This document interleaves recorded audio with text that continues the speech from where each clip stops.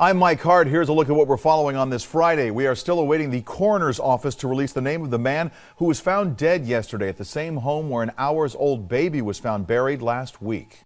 Shining Craig Avenue, across of Glitter Way for a hanging.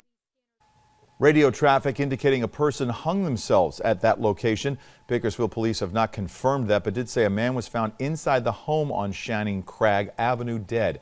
It's the same home where a newborn baby was found buried in the backyard. 43-year-old Beant Dillon has been charged with murder and felony abuse in this case. Her husband, 46-year-old Jagseer Singh, was also arrested for felony child abuse and conspiracy, but was later released on bail. Now, police are still searching for 23-year-old Baksinder Paul Singh Maan. Court documents indicate Maan removed an ankle monitor placed on him by U.S. Immigration and Customs before going on the run. Man is described as being about 5'8", 170 pounds, black hair, brown eyes. If you know of his whereabouts or you've seen him, call 327-7111. The cleanup continues from the recent storms that swept across the county. Warm rains causing snow to melt that led to flooded rivers in the Kern River Valley. Residents in Kelso Valley worried about a possible levee breach. The fast-moving water was eating away at the levee, but it never actually breached. Crews have been out there since yesterday to make sure the area is no longer a problem by reinforcing the part of the levee that was causing all those concerns. And Mark Wahlberg, this year's keynote speaker at the 25th annual Voices of Inspiration to benefit Hoffman Hospice, the second largest crowd ever to attend this event, packed into the Rabobank Theater for an evening of fundraising and faith.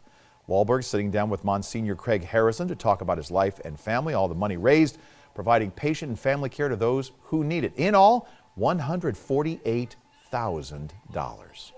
Yeah, let's bring in Elena Rusk right now and get a look at the forecast. Is that storm still packing anything? Not packing a very powerful punch, but we're not done with it just yet. You see, we do have a strong cell just to the north of Delano early this morning. We're also waking up to cold temperatures as expected. It's 20 the top of Breckenridge, 18 in Pine Mountain Club, 31 in Fraser Park, and right at that freezing mark in Tehachapi. So anything that is falling as expected down to 4,000 feet is turning to snow this morning. We still have a forecast that could call for 1 to 2 inches in storm total at pass level. But you see, it is spotty showers this morning, and that continues for the next several hours as this moisture continues to push on shore. But it is showers, not a heavy concentrated snow. So I think the passes should be able to stay open through this as long as people are slowing it down, taking it easy, because that low pressure system is now centered over Nevada. So we're just getting what's left in its wake. But speaking of what's left, a whole lot of wind today. Wind advisory in effect for our mountain and desert locations until 10 p.m. tonight due to some 40 to 50 mile per hour gusts that could cause some issues like downed tree limbs and possible power outages.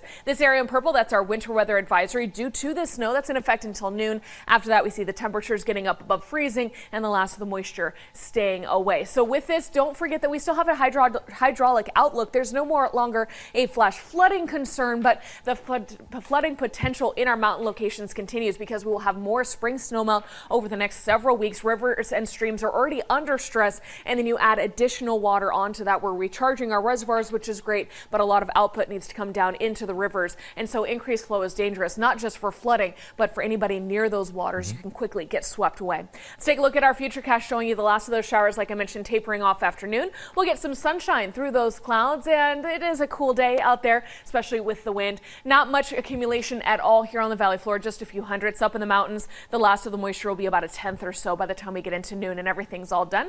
And then we are windy, like I mentioned, and only at 57 this afternoon, 58 tomorrow. And chance of showers early Sunday, really staying to our north. That chance of showers on Tuesday, that's kind of a 50-50. And you see we're going to be in those 60s for the weekend ahead. All right, and that's a look at what's making headlines at this hour. We'll, of course, have another update for you later today. Have a great Friday.